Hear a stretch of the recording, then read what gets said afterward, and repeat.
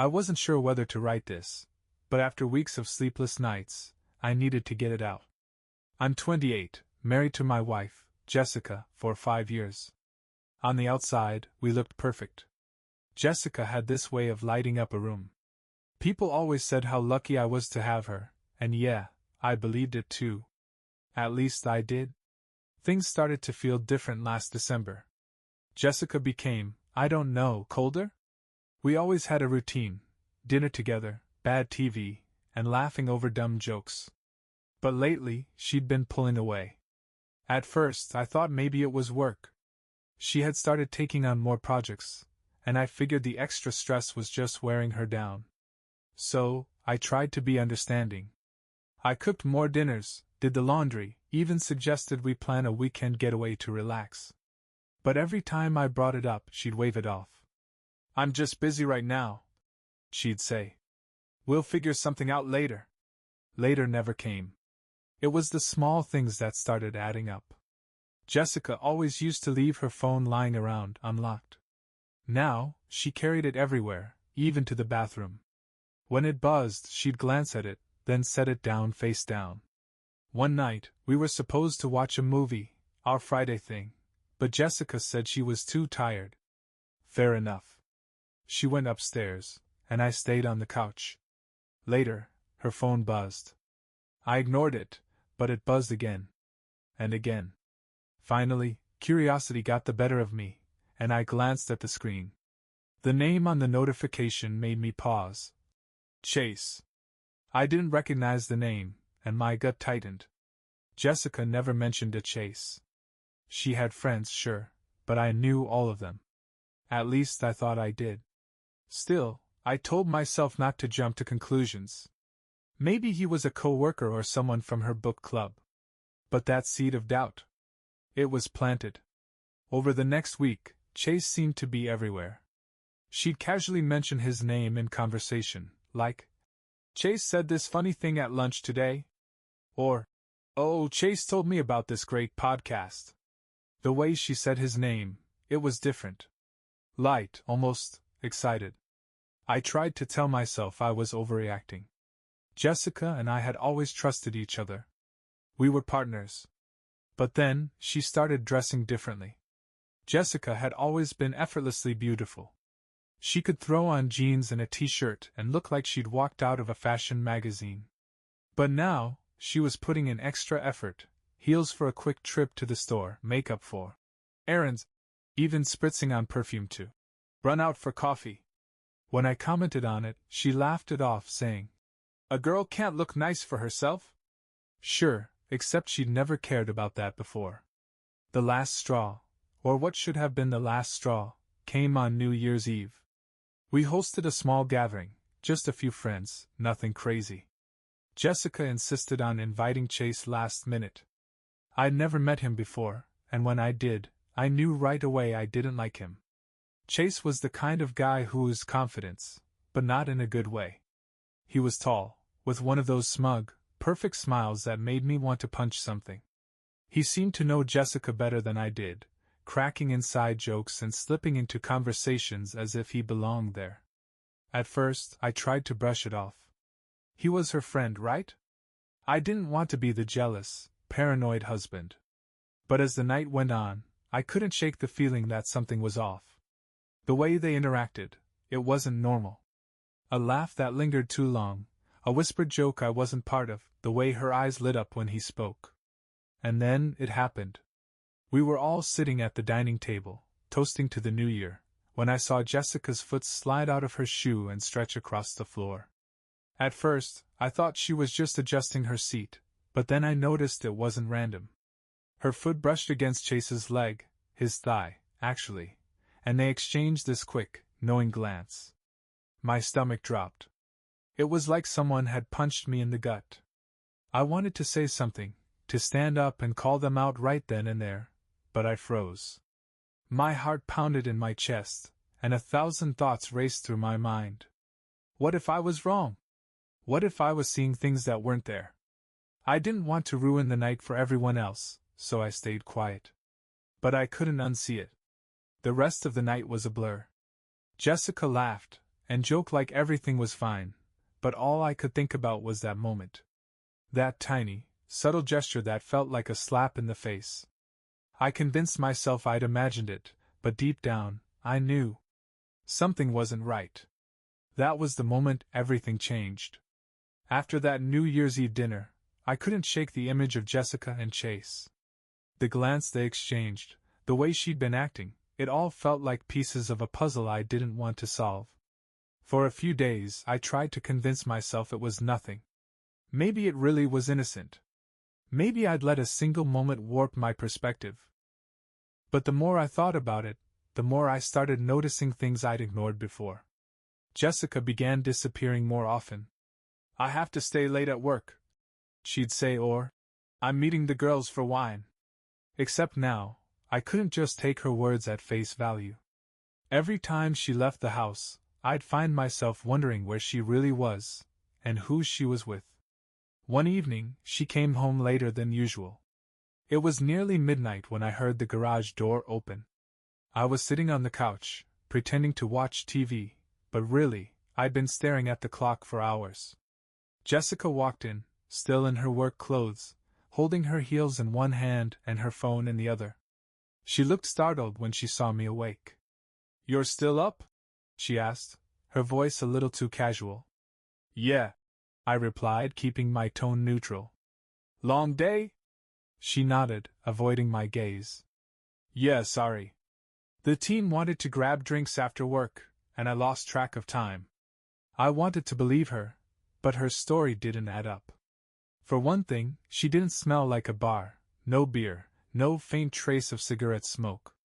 Instead, I caught a hint of cologne that definitely wasn't mine. "Drinks, huh?" I asked, keeping my voice light. Jessica hesitated for half a second before nodding. "Yeah. Just the usual crowd from the office." It wasn't a big lie, not one I could call her out on, but it felt like a crack in the foundation. I let it go, but my mind was racing. Was she with Chase? Was she lying to my face? The next day, I decided I needed to know for sure. I felt awful even thinking about it, spying on my own wife, but the not knowing was eating me alive. So, I started paying closer attention. Jessica's phone had always been glued to her side lately, but that morning, she left it charging in the kitchen while she got ready for work. My heart pounded as I picked it up. Her lock screen didn't give much away, just a couple of unread messages from Chase. My hands were shaking as I swiped up to unlock it, but I stopped myself. Her password had changed. That was new. My stomach dropped. Jessica had never kept her phone locked before. What was she hiding? I didn't confront her about it right away. Instead, I decided to do a little digging. Later that week, when she left for another girls' night, I followed her. I felt like the world's biggest jerk sitting in my car, parked down the street, watching her pull out of the driveway. I told myself I was being paranoid, that I'd follow her to a restaurant, see her laughing with her friends, and feel like an idiot for doubting her. But she didn't drive to a restaurant. She drove across town to a small, dimly lit bar I didn't recognize. I parked a few spaces down and watched as she stepped out of her car, straightening her dress and running a hand through her hair. A minute later, Chase pulled into the lot. My chest felt like it was caving in as I watched her walk up to his car. She leaned in through the open window, smiling that same smile I hadn't seen her give me in months. Then she opened the passenger door, slid inside, and they drove off together. I sat there for a long time after they left, staring at the empty parking space where Chase's car had been. My mind was blank, my body numb. I wanted to scream, to cry, to punch the steering wheel, but all I could do was sit there in stunned silence. When I finally drove home, I didn't know what to do. Should I confront her? Should I wait and see how far this would go? A part of me wanted to ignore it, to pretend I hadn't seen anything. But another part of me, the part that felt betrayed and humiliated, knew I couldn't let this slide. Jessica came home that night like nothing had happened. She kissed me on the cheek, told me she was tired, and went straight to bed. I stood in the kitchen, staring at the spot where her phone used to sit, unlocked and unguarded. It wasn't paranoia anymore. It was real. I just didn't know what to do about it yet. The morning after I saw Jessica with Chase, I woke up feeling like my head was stuffed with concrete. She was already in the kitchen, humming softly as she poured coffee into her favorite mug. The sight of her, perfectly normal, perfectly at ease, made my stomach turn. "Morning," she said brightly, not a hint of guilt in her tone. "Morning," I muttered back, trying to keep my voice steady. I couldn't stop staring at her. How did she do it? How did she act like everything was fine after sneaking around with another man? I wanted to scream at her, to demand answers, but I wasn't ready for that. Not yet. I needed more proof, something undeniable, something she couldn't wiggle her way out of. Jessica kissed me on the cheek before heading out the door for work. I waited until her car pulled out of the driveway before grabbing her laptop from the study. My hands were shaking as I powered it on. Jessica never logged out of anything on her laptop. It was her one blind spot in her otherwise locked-down world. Sure enough, her email was still open. I scrolled through her inbox, my heart pounding in my ears. At first, it was just work emails and spam. But then I saw his name. Chase. My stomach dropped. There were dozens of emails between them, dating back months. I clicked on the most recent one, sent just a few days ago. Subject: "Can't wait to see you, Red Heart." Message: "Last night was amazing. I can't stop thinking about you. Same time tomorrow? Let me know if it works. I'll make it worth your while, winky face." The words blurred on the screen as my eyes filled with tears. My hand clenched the edge of the desk, trying to steady myself. There it was. The proof I'd been dreading. Jessica wasn't just spending time with Chase, she was in love with him. I kept reading. Some emails were flirty, others explicit. They talked about the places they'd meet, the excuses they'd use, the lies they'd tell. And all the while, Chase made little digs at me. "Doesn't he suspect anything?" one email read. "You're too smart for him. Poor guy has no idea." Poor guy. My chest felt like it was being crushed. This wasn't just betrayal, it was humiliation. They weren't just cheating, they were mocking me. I copied the emails and forwarded them to myself, making sure to leave no trace. Then I closed the laptop, put it back where I found it, and sat down at the kitchen table, staring at the empty coffee cup she'd left behind. The rest of the day passed in a blur. I went through the motions of work, barely registering what anyone said to me. My phone buzzed a few times, but I didn't check it. I couldn't bring myself to care. The only thing I could think about was how I was going to confront her, and what I'd say. That evening, Jessica came home with her usual energy, throwing her purse on the counter and slipping off her shoes. "Hey," she said, walking over to kiss me on the cheek. I flinched, and she noticed. "You okay?" she asked, her brow furrowing. "Yeah," I said, forcing a smile. "Just tired." "Me too," she replied, brushing it off. "Long day." I watched her as she moved around the kitchen, pouring herself a glass of wine. She was so good at this, so good at pretending everything was fine. For a second, I almost admired her ability to compartmentalize. Almost.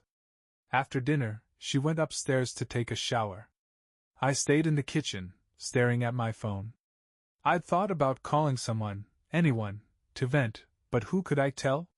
My family adored Jessica. My friends would either pity me or tell me to leave her. And I wasn't ready for that yet. When Jessica came back downstairs, she looked at me with a hint of concern. "You've been really quiet lately," she said. "Just work stuff." I lied, hating how easy it was to mimic her excuses. She nodded, accepting the lie without question. It struck me then, this was what we'd become. A couple built on half-truths and avoidance. But not for long. A week passed. Each day felt heavier than the last, the weight of what I knew pressing down on me. Jessica continued her routine, work, errands, the occasional girls' night. Every time she left the house, I felt that same gut-wrenching ache. I had the proof, the emails, the receipts, but I wasn't ready to confront her. Not yet. I needed to plan. But plans don't always survive reality. It was a Thursday night. Jessica had been out late again, texting me earlier to say she was stuck at the office, working on a big project. I didn't reply. Instead, I sat in the living room, scrolling aimlessly through my phone, waiting for her to come home. When she walked through the door, she didn't see me at first. She was laughing quietly, her phone pressed to her ear. Okay, I'll text you later, she said, her voice soft and playful. Good night, Chase. She ended the call, and when she looked up, she froze. I was sitting on the couch, staring at her, my face blank. Hey, she said, her tone instantly shifting to casual. Didn't expect you to still be up. I didn't reply. Jessica set her purse down and walked into the kitchen, pouring herself a glass of water. I could see her glancing at me out of the corner of her eye, trying to gauge my mood. What's going on? She asked finally, leaning against the counter. I took a deep breath, my heart pounding. Who were you talking to just now? She blinked, caught off guard. What do you mean? On the phone, I said, my voice steady. Who were you talking to? Jessica hesitated, and for a moment I thought she might tell me the truth. But then she shook her head and laughed. Oh, that was Rachel, she said, naming one of her friends from work. We were just talking about this thing we're working on. I stared at her, my stomach twisting. The lie rolled off her tongue so easily, so casually it made me sick. Are you sure? I asked, my voice sharpening. Jessica's smile faltered. What's with the third degree? She asked, trying to sound playful but failing. Because I heard you, I said, my voice rising. I heard you say his name. You were talking to Chase, weren't you? Her eyes widened, and for a split second, I saw panic flash across her face. But she recovered quickly, crossing her arms and putting on her best annoyed expression. Wow, she said, shaking her head. You're really going to accuse me of something like that? Do you even hear yourself? Don't turn this around on me. I shot back, standing up. I'm not stupid, Jessica. I know what's going on. She stared at me, her jaw tightening. You know what? Fine. If you're going to act like this, I'm going to bed. I don't have the energy for this right now. She turned to walk away, but I wasn't done. Do you love him? I asked, my voice breaking. Jessica stopped in her tracks, her back to me. For a moment, she didn't say anything. Then she turned around, her face pale, her eyes cold. What are you talking about? She asked quietly. You and Chase, I said, stepping closer. Do you love him? Her lips pressed into a thin line. You're insane, she said, her voice shaking. Am I? I asked, my anger boiling over. Because I've seen the emails, Jessica. I know about the meetings, the lies, everything. So stop pretending and just tell me the truth. Jessica's face crumpled, and for a moment, I thought she might cry. But instead, she straightened her shoulders, her expression hardening. You went through my emails? She asked, her voice laced with venom. Don't you dare make this about me. I snapped. You've been cheating on me, Jessica. With Chase. I know everything. So stop lying and just admit it. Her eyes filled with tears, but her voice was steady. Fine, she said. Yes. I've been seeing Chase. Are you happy now? The words hit me like a punch to the gut. Even though I already knew, hearing her say it out loud felt like a dagger to my heart. Why? I asked, my voice barely above a whisper. Jessica looked away, her jaw trembling. I don't know, she said, her voice cracking. It just happened. I laughed bitterly, shaking my head. It just happened, I repeated. That's your excuse? She didn't reply. The silence between us was deafening. I wanted to scream, to throw something, to make her feel even a fraction of the pain I was feeling. But all I could do was stand there, staring at the woman I thought I knew, wondering how everything had gone so wrong. The rest of that night was a blur. After Jessica's confession, I felt like I was underwater, everything muffled and distant. She tried to explain herself. Wyatt. Just happened. Wyatt. Didn't mean anything. But I couldn't process her words. It felt like a bad movie where the main character is screaming, but no one can hear him. At some point, I remember walking upstairs, leaving her in the kitchen. My hands were shaking as I locked the bedroom door behind me. It didn't matter. Jessica didn't even try to come up. I heard her moving around downstairs for a while, then silence. The next morning, I woke up to an empty house. Jessica had left early for work, or maybe she didn't want to face me. Either way, I was grateful. I needed space to think. Sitting at the kitchen table, staring at the coffee Jessica hadn't finished, the anger started to creep in. The sadness was still there, heavy and crushing, but the anger? That was new. And it was consuming. I grabbed my phone and pulled up the emails I'd forwarded to myself. Reading through them again, I noticed things I hadn't seen before, details about their meetups, inside jokes that made my skin crawl. One email stood out in particular. Subject: Friday plans. Message: meet me at the boutique hotel on 9th at 7:30. I'll bring the wine this time, winky face. Boutique hotel. Friday. 7:30. That was tonight. My first thought was to confront Jessica, to show her the email and demand answers. But as I stared at the screen, a new thought crept in. What if I went there instead? What if I saw it for myself? By the time evening rolled around, my mind was made up. Jessica came home briefly after work to shower and change. She barely spoke to me, muttering something about having to meet a client for dinner. I didn't argue. I didn't even look at her.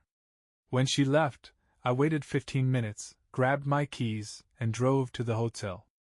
I parked across the street, my hands gripping the steering wheel so tightly my knuckles turned white.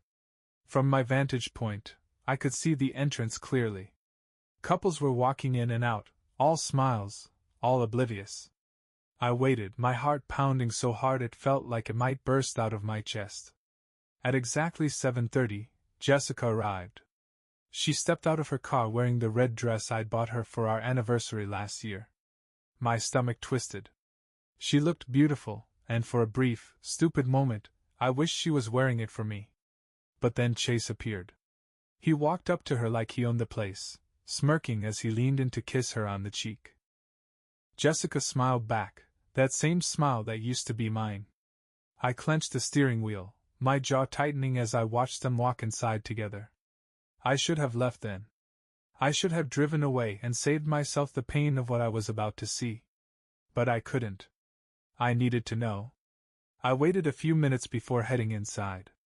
The lobby was small and quiet, with soft jazz playing in the background. The receptionist barely glanced at me as I walked past, pretending to be a guest. The elevator doors closed just as I reached them, but I caught a glimpse of Jessica and Chase inside. My chest tightened.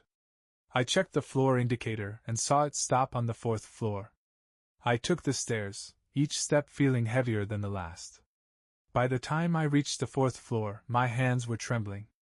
I didn't know what I was going to do. Confront them? Take a picture? Burst into the room like some crazed reality show contestant? I walked down the hallway, my footsteps echoing against the carpeted floor. Room 412. That's where they were. When I reached the door, I froze. Voices. I could hear them laughing, muffled through the thick walls. I stood there for what felt like an eternity, my fists raised, ready to knock. But I couldn't bring myself to do it. Instead, I pulled out my phone and opened the camera.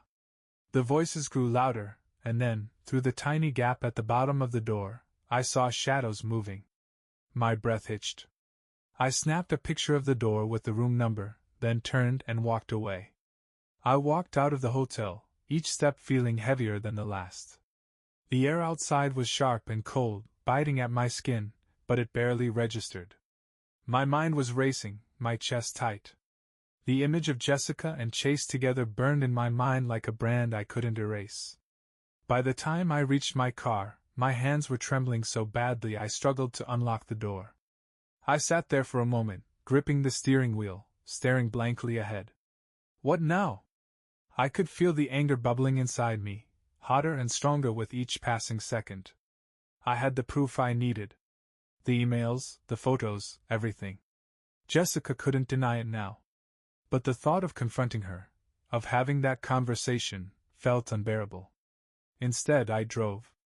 I didn't know where I was going, and I didn't care. I just needed to move, to get away from the crushing weight of what I'd just seen. Eventually, I ended up at my best friend Matt's house. Matt had been my go-to guy since college, the one person I could count on no matter what. I hadn't told him much about what was going on with Jessica, but he knew something was up. When he opened the door and saw my face, his expression shifted from confusion to concern. "Dude, what happened?" he asked, stepping aside to let me in. I walked past him into the living room, collapsing onto the couch. For a moment, I just sat there, staring at the floor. Then the words spilled out, everything. The changes in Jessica's behavior, the emails, the hotel. By the time I finished, my voice was shaking. Matt sat across from me, his hands clasped together, his expression grim. "Man, I don't even know what to say," he said finally. That's brutal." "Yeah," I muttered, running a hand through my hair. "What the hell am I supposed to do?" Matt was quiet for a moment, then leaned forward. "You need to confront her, man. Straight up. No more dancing around it. Lay everything out on the table and make her own it." I nodded, even though the thought of it made my stomach churn. "You can crash here tonight if you want," Matt added. "Might be good to put some distance between you two before you have that talk." The offer was tempting, but I shook my head. "No, I need to go home," I said. "I can't avoid this forever." Matt didn't push me, just clapped me on the shoulder as I stood to leave. "Whatever happens, I've got your back," he said. "Thanks," I replied, forcing a weak smile. By the time I got home, it was late. Jessica's car was in the driveway, the house dark except for the faint glow of the living room lamp. I parked and sat there for a moment, staring at the house. Our house. The place we'd built together. It felt foreign now, like a stranger's home. When I finally walked inside, Jessica was sitting on the couch, scrolling through her phone. She looked up when I entered, her expression wary. "You're home late," she said, her tone casual but her eyes scanning my face. "Yeah," I replied, my voice flat. I dropped my keys on the counter and turned to face her. She was still watching me, her phone now forgotten in her lap. "What's going on?" she asked, her voice softer now. I took a deep breath, my hands clenched into fists at my sides. "Where were you tonight?" Jessica's eyes flickered, and for a split second, I saw the panic flash across her face. But she recovered quickly, crossing her arms. "I told you, I had to meet a client," she said, her tone defensive. "Don't lie to me," I snapped, my voice louder than I intended. "I know you weren't with a client, Jessica. I saw you." Her mouth opened, but no words came out. "I was at the hotel," I continued, stepping closer. "I saw you with Chase. I saw you walking together." Jessica's face drained of color. She looked down, her hands gripping the edge of the couch cushion. "How long?" I asked, my voice shaking. "What?" she whispered. "How long has this been going on?" I demanded. She didn't answer right away. When she finally looked up at me, her eyes were filled with tears. "A few months," she said quietly. Her words hit me like a punch to the gut. Months. This wasn't a one-time mistake. This was planned, deliberate. "Why?" I asked, my voice breaking. "Why would you do this?" Jessica wiped at her eyes, but the tears kept coming. "I don't know," she said, shaking her head. "It just happened. I didn't mean for it to get this far." "That's your excuse?" I snapped. "It just happened. You've been sneaking around for months, lying to my face, and that's all you've got?" She didn't reply, just stared down at her lap. The silence stretched between us, heavy and suffocating. Finally, I turned and walked toward the stairs. Where are you going? She asked, her voice trembling. To figure out what the hell I'm supposed to do next, I said without looking back. I barely slept that night. Lying in the dark, staring at the ceiling, my mind raced with everything Jessica had said, and what she hadn't. It just happened. Those words repeated over and over in my head until they felt like a sick joke. Affairs don't just happen. You make choices, and Jessica had made hers. By morning I felt numb. I got out of bed, went through the motions of brushing my teeth and getting dressed, and headed downstairs. Jessica was already in the kitchen, her back to me as she made coffee. "Morning," she said, her voice tentative. I didn't reply. She turned to face me, her expression tired and pained. "Are we going to talk about this?" I grabbed a glass of water and leaned against the counter, avoiding her gaze. "What's there to talk about? You made your choices, Jessica." Her shoulders sagged, and she set her coffee mug down. "I didn't want it to be like this," she said softly. "Well, congratulations," I said bitterly. "It is." Jessica flinched, tears welling up in her eyes again. "I'm sorry," she said, her voice breaking. "I didn't mean to hurt you." I laughed, a hollow, bitter sound. "Didn't mean to hurt me? You've been lying to me for months, sneaking around with him. What did you think would happen, Jessica?" She didn't answer, just stood there, tears streaming down her face. For a moment, I felt a pang of guilt. This was the woman I'd built a life with, the woman I'd loved for years. But then I remembered Chase, the emails, the hotel, and the guilt evaporated. "I need some space," I said finally. "I can't do this right now." Jessica nodded, wiping her face. "Okay. I understand." I grabbed my keys and walked out the door, not sure where I was going but knowing I couldn't stay in that house. I drove aimlessly for hours, ending up at a park Jessica and I used to visit when we first started dating. Sitting on a bench, I thought about how things used to be. We were so happy, so in sync. How had it all gone so wrong? My phone buzzed in my pocket, jolting me out of my thoughts. It was a text from Matt. "Matt, you good? Want to grab a beer and talk?" I hesitated, then typed back. "Yeah. Meet you at O'Malley's in 30. When I got to the bar, Matt was already there, a pint in front of him. He waved me over, his expression sympathetic. "So," he said as I sat down. "How'd it go?" I shook my head, laughing bitterly. "It didn't. She admitted to everything, but she's acting like it's some kind of mistake, like she tripped and fell into this." Matt frowned, taking a sip of his beer. "Man, I'm sorry. That's messed up. What are you going to do?" "I don't know," I admitted. "Part of me wants to throw her out, file for divorce, and be done with it. But another part of me—" I trailed off, not sure how to finish the sentence. "Another part of you still loves her," Matt said, finishing it for me. I nodded, hating how true it was. Matt leaned back in his chair, crossing his arms. "Look, man, I can't tell you what to do. But whatever you decide, make sure it's what you really want. Don't stay just because it's easier, and don't leave out of spite.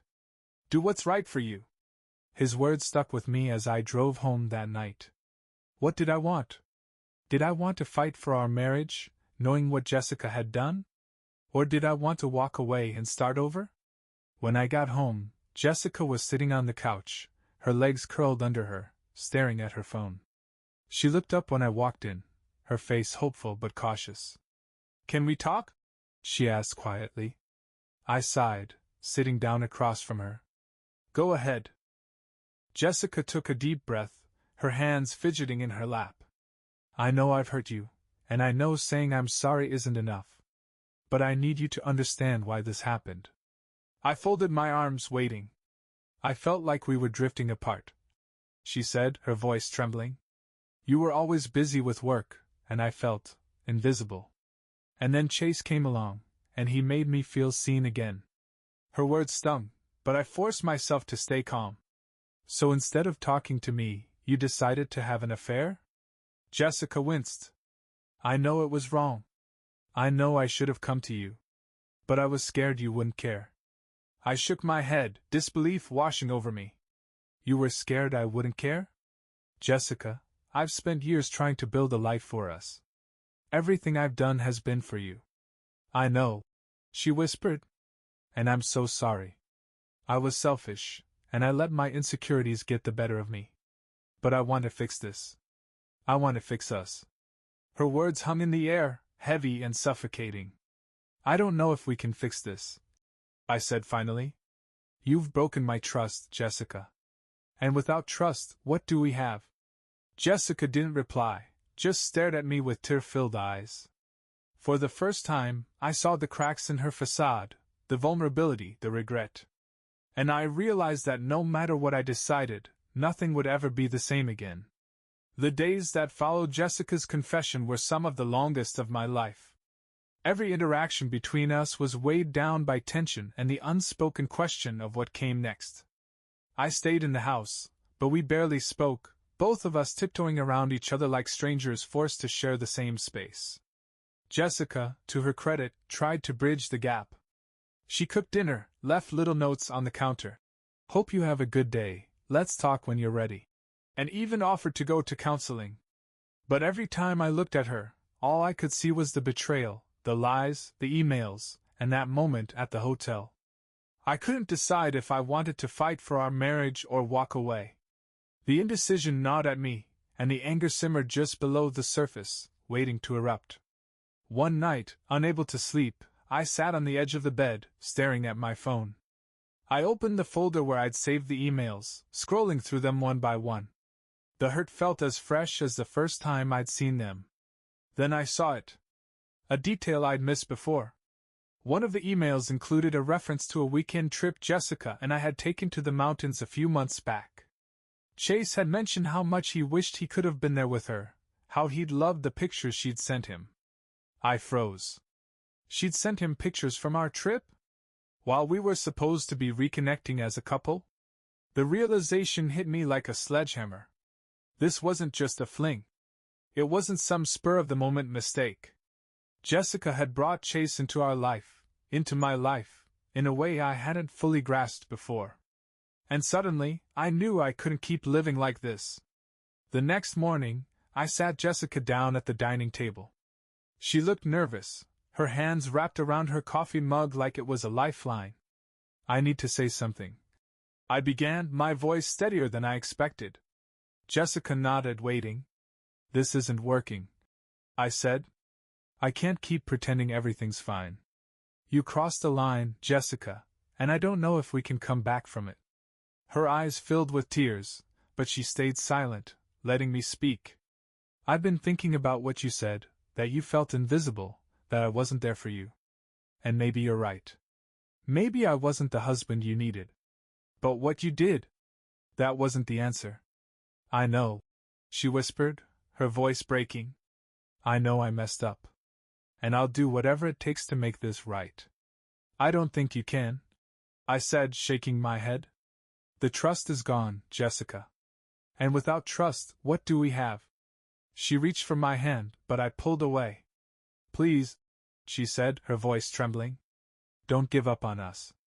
We've been through so much. We can get through this too. Her desperation was palpable, and for a moment, I almost believed her. But then I remembered the emails, the hotel, and the pictures. I need time, I said finally. Time to figure out what I want, who I am, without all of this weighing me down. Jessica nodded slowly, tears streaming down her face. I understand, she said quietly. That evening, I packed a bag and left. I told Jessica I'd be staying with Matt for a while, and she didn't argue. As I drove away from the house, I felt a strange mix of relief and sadness. Relief because I was finally taking control of the situation. Sadness because, no matter what happened, the life Jessica and I had built was over. At Matt's house, I found some much-needed clarity. Over late-night beers and long conversations, I started to see things more clearly. Jessica's affair wasn't about me. It wasn't about my shortcomings as a husband or the stress of my job. It was about her, the choices she made, the values she compromised. That realization didn't make the pain go away, but it helped me start to let go of the guilt I'd been carrying. A week later, I met with Jessica again. We sat in a coffee shop, the air between us heavy with unspoken words. "I've thought a lot about this," I said, my voice calm but firm. "And I think we need to separate. At least for now." Jessica's face crumpled, but she didn't argue. "If that's what you need," she said quietly. "It's what we both need," I replied. We spent the next hour discussing logistics, how we'd handle the house, the finances, and what our future might look like. By the time we left, I felt a weight lift off my shoulders. This wasn't the ending I'd envisioned for us, but it was the beginning of something new. The days that followed were a strange mix of tension and avoidance. Jessica and I shared the same house, but it felt like we were on opposite ends of the universe. Conversations were brief, mechanical, like two strangers trying to coexist without stepping on each other's toes. I buried myself in work during the day, but the nights were unbearable. Lying in bed, alone, I'd replay everything Jessica had said. Her confession, her excuses, her plea to fix things. My mind felt like a battlefield, torn between the love I once had for her and the betrayal that refused to leave my thoughts. Jessica, on the other hand, was trying. She cooked dinner every night, asked about my day, tried to engage me in small talk. But her efforts felt hollow, like she was checking boxes on some list of things to do when you screw up. The breaking point came one night when she brought up therapy. "We should see someone," she said over dinner, her voice tentative. "A counselor or a marriage therapist. Someone who can help us, work through this." I stared at her, my fork paused midair. "You think therapy is going to fix this?" "I don't know," she admitted, her eyes pleading. "But we have to try. Don't we?" I set my fork down, leaning back in my chair. "You don't get it, do you?" Jessica frowned. "Get what?" "This isn't something you can slap a band-aid on and call it fixed," I said, my voice rising. "You broke my trust, Jessica. You didn't just cheat, you lied to me, over and over for months. You let him mock me. You made me feel like a fool." Her eyes filled with tears. "I know. And I hate myself for it. But I'm trying, okay? I'm trying to make this right." I laughed bitterly. "Make this right? How do you even begin to make this right?" Jessica didn't reply, just sat there, staring down at her plate. The silence between us was deafening, and I couldn't take it anymore. I pushed my chair back and stood up. "I need some air," I muttered, grabbing my jacket. I ended up at O'Malley's again, nursing a beer and trying to drown out the whirlwind of emotions swirling in my head.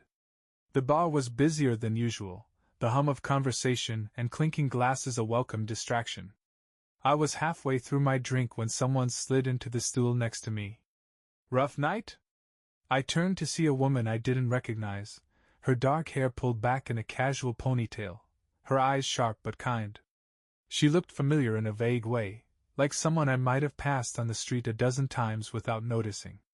"You could say that," I replied, taking another sip.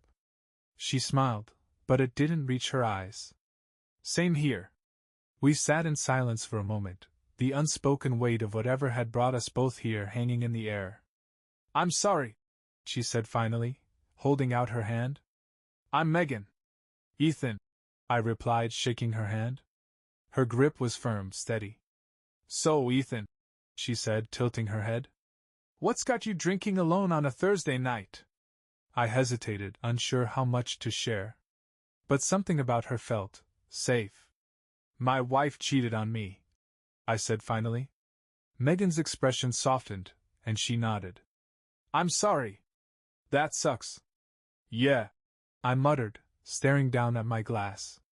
We talked for a while after that, about betrayal, heartbreak, and the things people do to each other.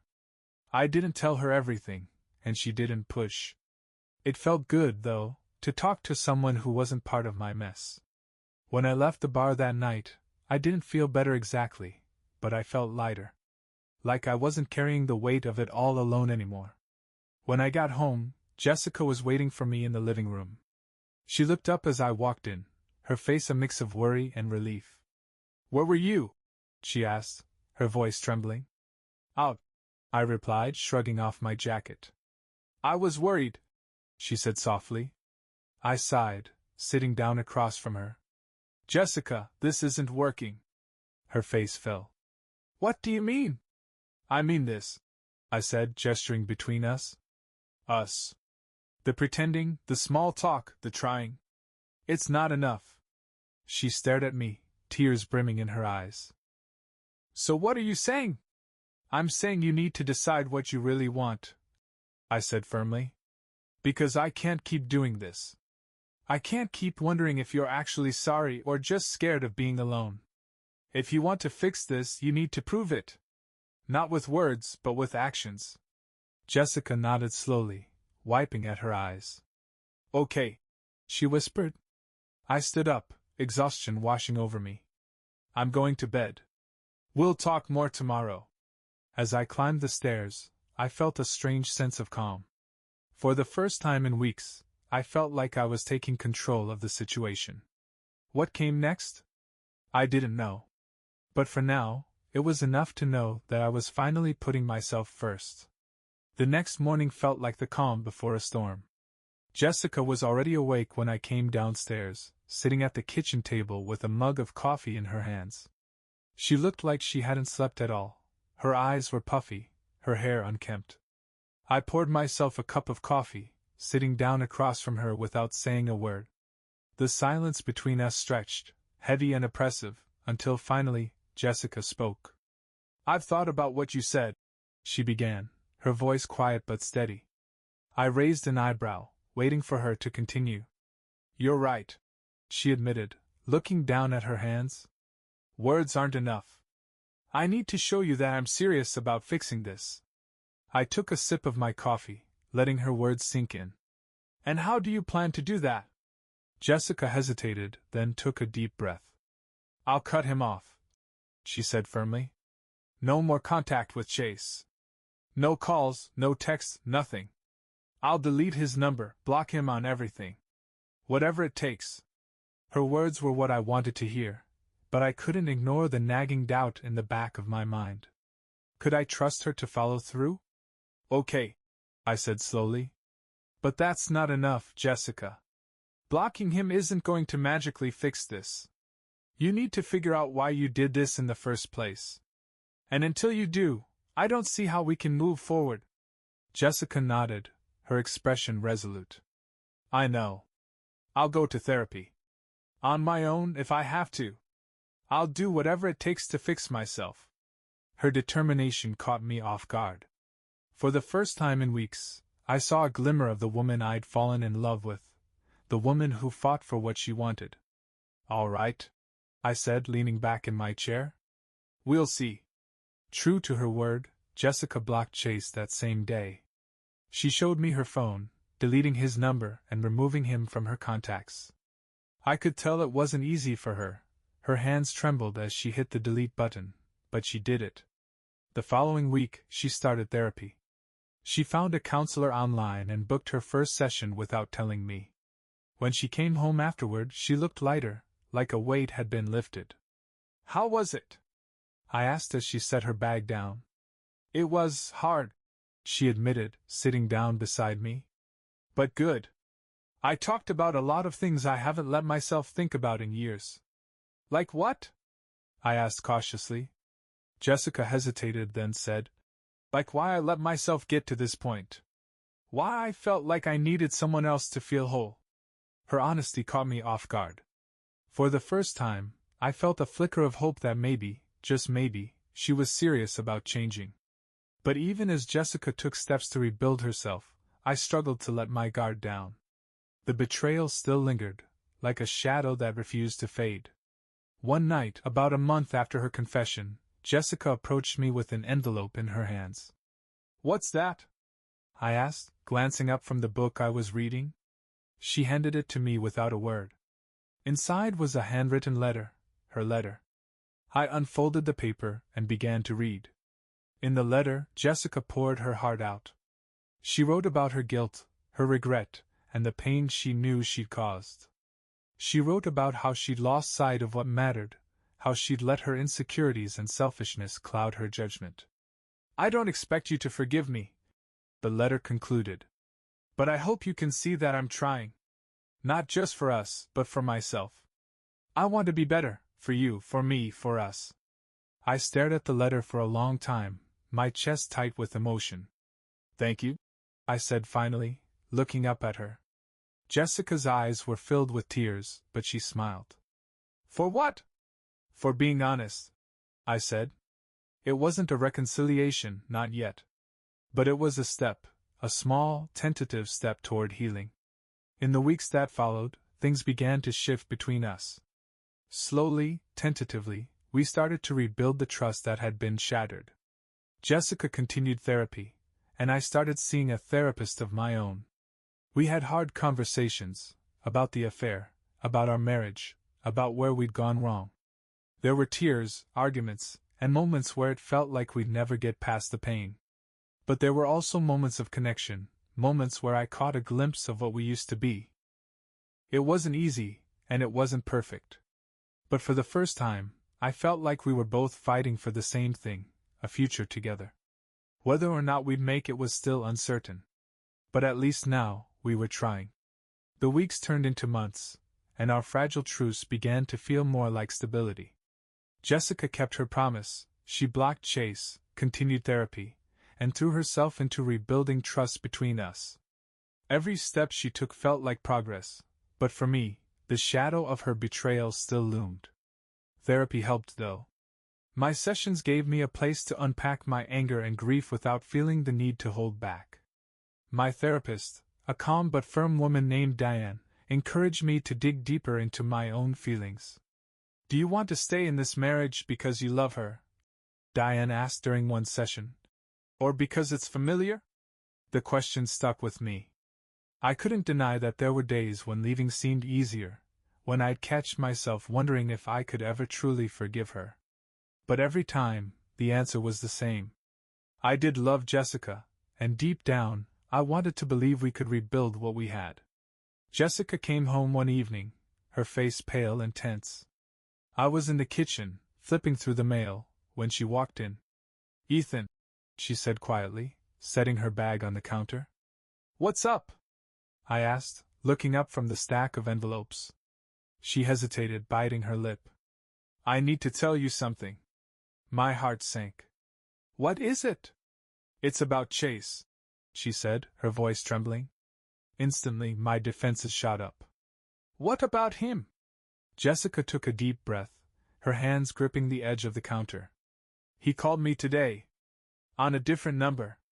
I didn't answer, but he left a voicemail. I stared at her, my jaw tightening. What did he say? She pulled out her phone, scrolling to the voicemail and holding it out to me. You should hear it for yourself. I grabbed the phone, my pulse pounding as I pressed play.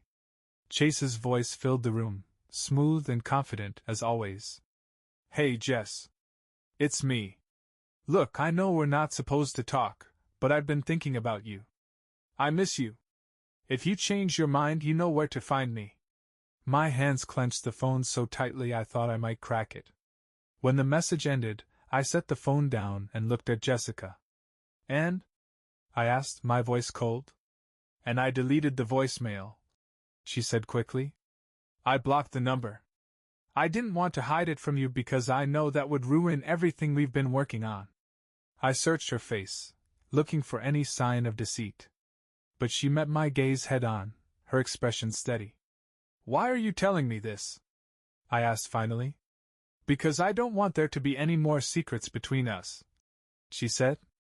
I made a mistake once, Ethan. I won't make it again. Her words hit me hard.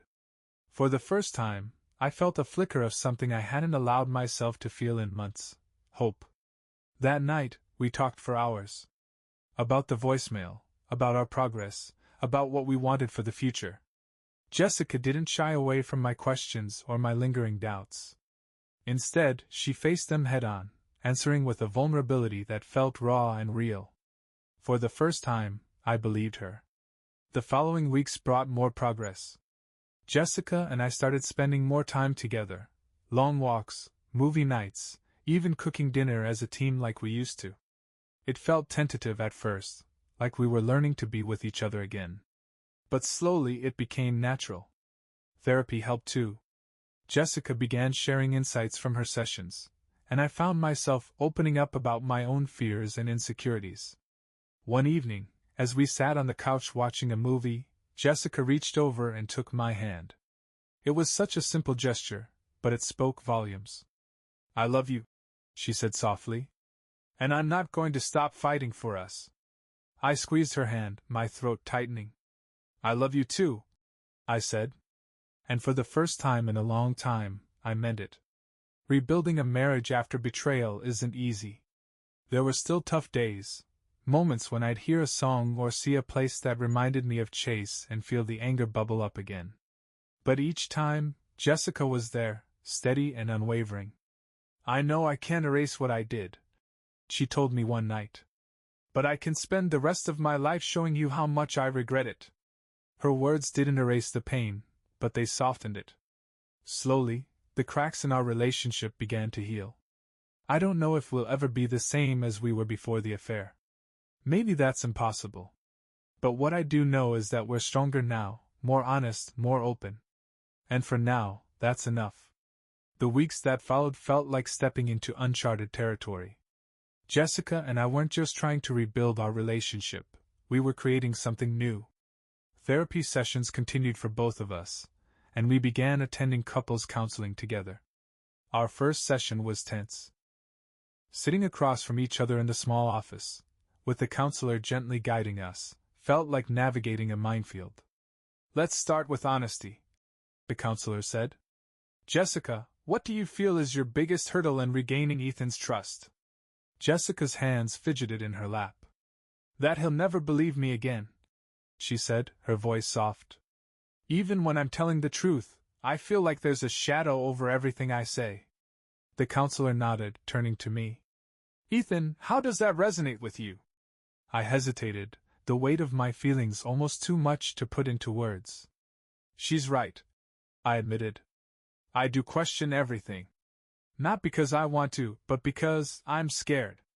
Scared that if I let my guard down, I'll get hurt again." Jessica reached across the space between us, her fingers brushing against mine. "I get that," she said, tears welling in her eyes. "And I'll do whatever it takes to show you that you don't have to be afraid."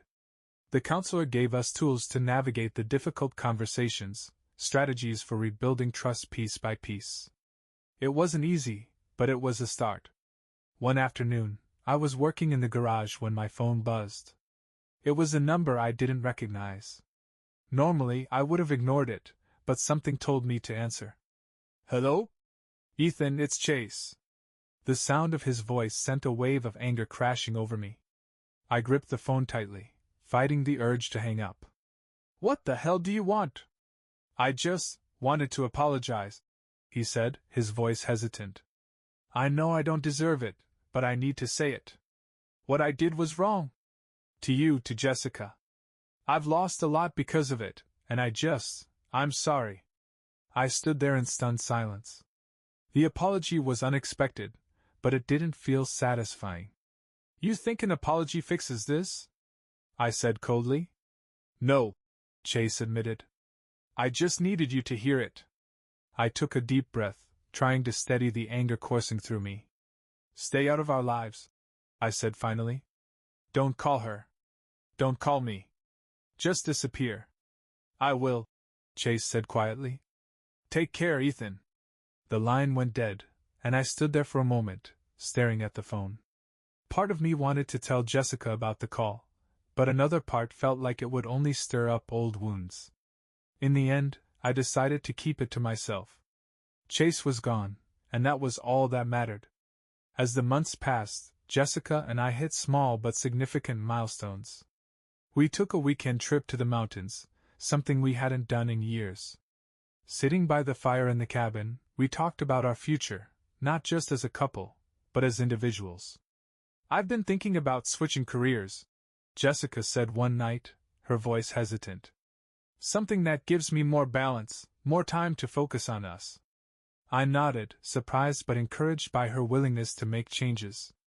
I think that's a great idea, I said.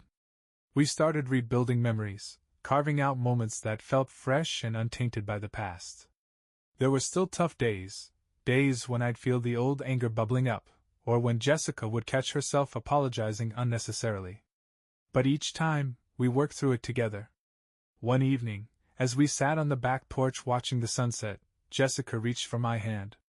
"Do you think we're going to be okay?" she asked quietly. I squeezed her hand, taking a moment to really think about the question. "I think we're getting there," I said honestly.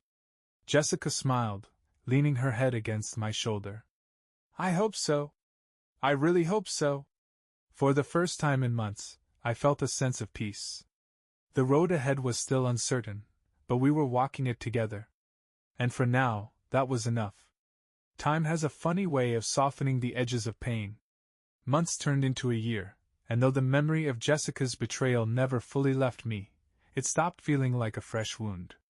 Jessica and I had worked hard, harder than I ever thought possible, to rebuild what we had. Therapy, counseling, and countless hours of difficult conversations had forced us to confront the cracks in our relationship. Slowly, we began to trust each other again. It wasn't perfect. There were still moments of doubt, still times when I'd catch myself wondering if she was truly committed. But Jessica never wavered. She showed up every day, choosing us, choosing me, over and over again. Our anniversary was coming up, the first one since the affair. I wasn't sure how I felt about celebrating it. Part of me wanted to skip it altogether, to pretend the date didn't exist. But Jessica had other plans. "I want to do something special," she said one night as we sat on the couch. "Special?" I asked, raising an eyebrow. She nodded, a small smile playing at her lips. "To mark how far we've come. I know it hasn't been easy, but we're still here. And that's worth celebrating." Her words caught me off guard. She wasn't wrong, we had come a long way. But the idea of celebrating still felt strange. "What did you have in mind?" I asked cautiously. Jessica hesitated, then said, "A weekend away. Just the two of us. Somewhere quiet, where we can disconnect and just be together." I thought about it for a moment, then nodded. "Okay. Let's do it." Jessica booked a cabin near a lake, secluded and peaceful. When we arrived, I couldn't help but feel a sense of calm wash over me. The air was crisp, the water clear, and the silence was soothing. We spent the weekend hiking, cooking together, and talking. Really talking. It felt like we were rediscovering each other, peeling back the layers of pain and rebuilding the foundation of our relationship. One night, as we sat by the fire, Jessica reached into her bag and pulled out a small box. "What's that?" I asked, eyeing it suspiciously. "Open it," she said, handing it to me. Inside was a silver bracelet, simple but elegant. "I had it engraved," she said, pointing to the inside of the band. I tilted it to read the inscription, "One day at a time." My throat tightened as I looked up at her. "Jessica, this is—" "I know it's small," she said quickly. "But I wanted to give you something to remind you that we're in this together. That no matter how hard it gets, we're choosing each other every single day." For a moment, I couldn't speak. The gesture was simple, but it carried so much weight. "Thank you," I said finally, slipping the bracelet onto my wrist. Jessica smiled, her eyes glistening with unshed tears. "Thank you for giving us another chance." That weekend felt like a turning point.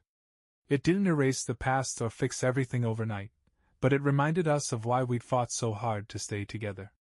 When we returned home, things felt different, not perfect but lighter. We'd finally reached a place where the future didn't feel so uncertain. Part 12, a new chapter. Time has a funny way of softening the edges of pain. Months turned into a year, and though the memory of Jessica's betrayal never fully left me, it stopped feeling like a fresh wound.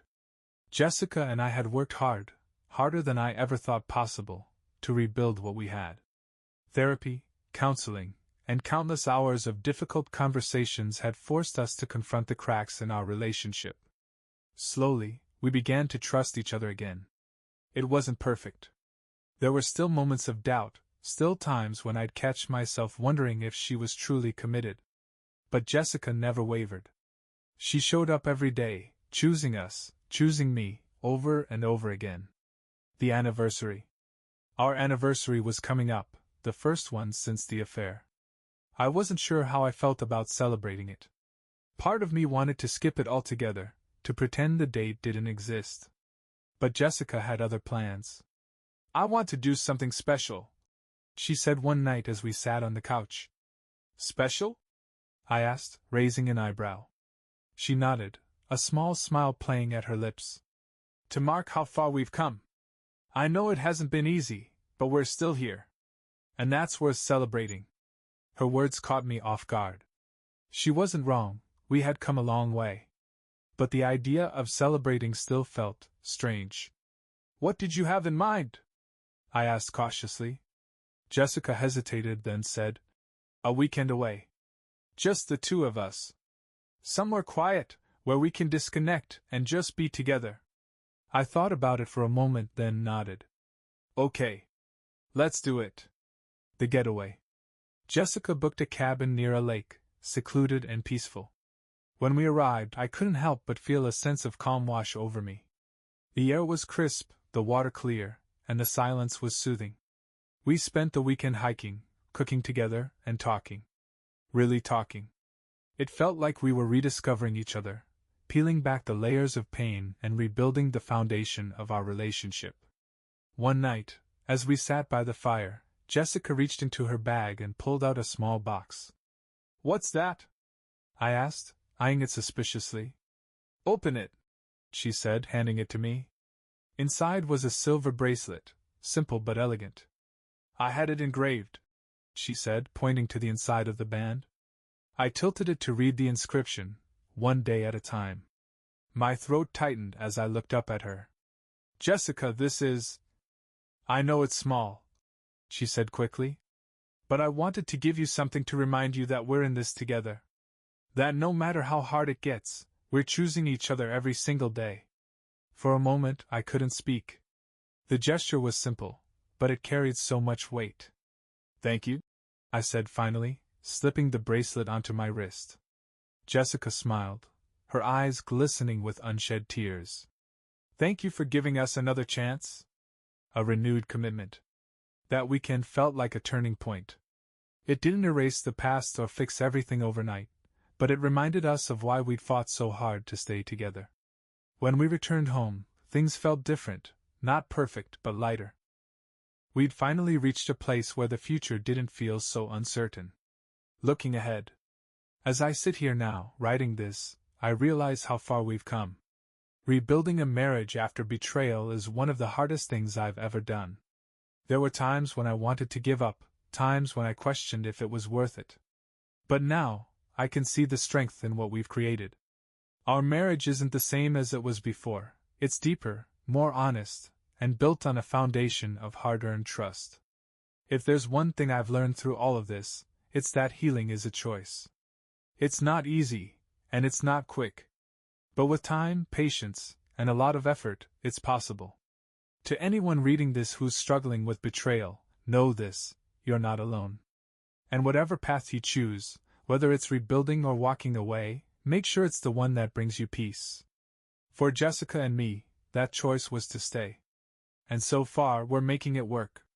Months after our anniversary trip, Jessica and I had settled into a new rhythm. Life wasn't perfect, but it was real, messy, raw, and honest. We had rebuilt a foundation that felt stronger though scars remained. I'd be lying if I said I never thought about Chase or the betrayal. There were still moments when those memories would resurface, triggered by a song, a place, or even a random comment. But Jessica never shied away from those moments. One evening, as we sat on the porch watching the sunset, I brought it up for the first time in weeks. "Do you ever think about him?" I asked, my voice quiet but firm. Jessica's expression faltered, but she didn't look away. "I'd be lying if I said I didn't," she admitted. "But not in the way you're thinking." "What do you mean?"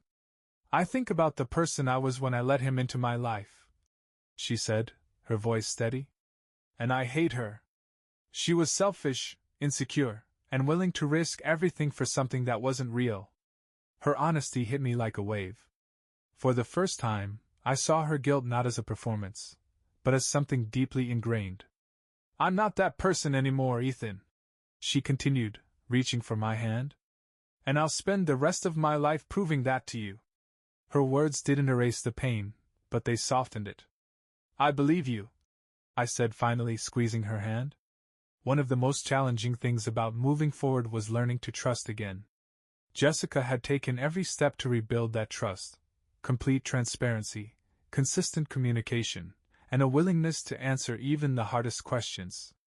But trust isn't just about what the other person does, it's about choosing to let go of the fear. One day, I came home early from work to find Jessica on the phone. Her back was to me, and for a split second, my heart sank. I froze in the doorway, listening to her laughter, my mind racing with worst-case scenarios. But then she turned and saw me. "Oh, hey," she said, smiling. "Come say hi." She held the phone out to me, and I realized she was talking to her mom. "Hi, Ethan." Her mom's voice came through the speaker, cheerful and warm. I felt a wave of relief, but also shame. Jessica had done nothing wrong, and yet my first instinct had been suspicion. After the call ended, I sat down beside her. "I'm sorry," I said quietly. "For what?" she asked, confused. "For doubting you," I admitted. Jessica placed her hand on mine, her gaze steady. "I get it," she said softly. "But you don't have to apologize for how you feel. We're in this together, remember?" Her reassurance didn't erase my doubts completely, but it gave me hope. One thing Jessica and I had yet to tackle was how to address everything with our kids. They were still young, too young to understand the complexities of infidelity and reconciliation. But we knew the time would come when they'd ask questions, about our therapy sessions, about the changes in our relationship. And when that time came, we agreed to be honest, in an age-appropriate way. For now, we focused on being present for them. Family game nights, school events, and lazy Sunday mornings became our anchors, moments of connection that reminded us why we were fighting so hard to stay together. Looking back on the past year, I see how far we've come. The anger, the pain, the betrayal, it's all still there, but it doesn't control us anymore. We've learned to live with it, to acknowledge it without letting it define us. Jessica and I aren't the same people we were before the affair. We've grown, both as individuals and as a couple. Our marriage isn't perfect, it never will be. But it's real, and it's ours. For the first time in a long time, I feel hopeful about the future. And that's enough. Life began to feel normal again, or at least, as close to normal as it could after everything we'd been through. Jessica and I continued our routines, building on the progress we had made. But despite the strides we'd taken, I couldn't shake the feeling that there was still one final test ahead of us. It came unexpectedly, on a Saturday morning. Jessica was in the kitchen making pancakes when her phone buzzed on the counter. I glanced over, seeing an unknown number light up the screen. Jessica hesitated, her spatula midair. "Can you hand me that?" she asked, nodding toward the phone. I handed it to her, watching as she glanced at the screen. Her face paled, and she quickly set the phone down, flipping the call to voicemail. "Who was it?" I asked, my tone casual but my stomach twisting. Jessica sighed, setting the spatula down and turning to face me. "It was him," she said quietly. "Chase." My chest tightened, the old anger flaring up. "What did he want?" "I don't know," she said, her voice trembling. I didn't answer. "Why is he calling you?" I asked, my voice sharper than I intended. Jessica met my gaze, her expression steady despite the fear in her eyes. "I don't know, Ethan," she said firmly. "But I'll block the number." Again. I nodded, taking a deep breath to calm myself. "Let me see the voicemail," I said. Jessica hesitated for a moment, then unlocked her phone and handed it to me. I played the voicemail, Chase's voice filling the room. "Hey, Jessica. I know it's been a while, but I just wanted to talk. There's something I need to say. Call me back if you can." The message ended, and I handed the phone back to her. "What do you want to do?" I asked, my voice tight. "I don't want anything to do with him," she said immediately. "I'll block the number. I swear, Ethan. I don't want to risk everything we've built." Her words eased some of the tension in my chest, but the doubts lingered. "Good," I said finally. "Because if he calls again, I'm answering." Jessica nodded, her expression resolute. A week later it happened. My phone buzzed as I was leaving work, and I saw an unfamiliar number. Normally I'd ignore it, but something told me to answer. "Hello? Ethan. It's Chase." Hearing his voice was like a slap in the face. "What do you want?" I snapped, barely containing my anger. "I'm not calling to cause trouble," he said quickly. I need to clear the air. I made a mistake, and I need you to know I regret everything. I lost Jessica, and I lost my own relationship because of my actions. I don't expect forgiveness, but I needed to tell you that I'm sorry." I gripped the phone tightly, my mind racing. His words felt sincere, but they didn't erase the pain he'd caused. "You're right," I said coldly. "You don't deserve forgiveness. You disrespected me, my marriage, and yourself. And now you have to live with the consequences." There was a long pause on the other end of the line. "I understand," he said finally. "I just needed you to hear it." Before I could respond, he hung up. I stood there for a moment, staring at the phone in my hand. The conversation didn't bring closure, but it felt like the final piece of a long, painful puzzle. When I got home that night, I told Jessica about the call. She listened quietly, her expression unreadable. "What do you think?" she asked when I finished. "I think he's finally realizing what he lost," I said. "But it doesn't matter. What matters is us." Jessica nodded, reaching for my hand. "Thank you for telling me." For the first time in months, I felt a sense of peace. Chase was in the past, a shadow of a life that no longer had any power over us. Jessica and I have come a long way since the day everything fell apart. Rebuilding our marriage wasn't easy, and it took every ounce of strength we had. But we made it. We're not perfect, and we never will be. But we're stronger now, more honest, more resilient, and more committed to each other than ever before. As I sit here writing this, Jessica is in the kitchen, humming softly as she prepares dinner. The scars of the past are still there, but they no longer define us. We chose to stay. We chose to fight. And for us, that choice made all the difference. Months passed, and the sense of stability Jessica and I had worked so hard to build started to feel less fragile. The wounds were still there, but they weren't bleeding anymore. We had settled into a new normal, one where honesty and vulnerability were at the forefront. Then, life decided to throw us another curveball. It started with a text, a message from an unknown number that lit up my phone while I was at work. Unknown number. "You should know the whole story. Call me. See." My heart sank. There was only one person that could be Chase. I stared at the message, my mind racing. What did he mean? The whole story? Was he trying to stir up trouble, or was there something Jessica hadn't told me? I didn't respond right away. Instead, I sat there, the phone clutched in my hand, debating whether to tell Jessica. Eventually, I decided to confront her directly. That evening, I showed her the message. Her face went pale as she read it. "Why is he contacting you?" she asked, her voice trembling. "That's what I was hoping you could tell me," I replied, my tone sharper than I intended. Jessica looked at me, her eyes wide with fear. "Ethan, I don't know what he's talking about. I haven't spoken to him since I blocked him. I swear." I studied her face, searching for any hint of deception. But all I saw was genuine confusion and panic. "Do you believe me?" she asked, her voice breaking. I took a deep breath. "I want to." She nodded, her expression resolute. "Then call him. Let's find out what this is about, together." The next day, I dialed the number Chase had texted me from, with Jessica sitting beside me. The phone rang twice before he picked up. "Ethan," he said smoothly. I didn't think you'd call. Cut to the chase, I said, my patience already wearing thin. What do you want? I thought you deserved to know that Jessica wasn't the only one keeping secrets, he said, his tone smug. My grip tightened on the phone. What are you talking about? Chase chuckled. Let's just say she wasn't the only person I was seeing.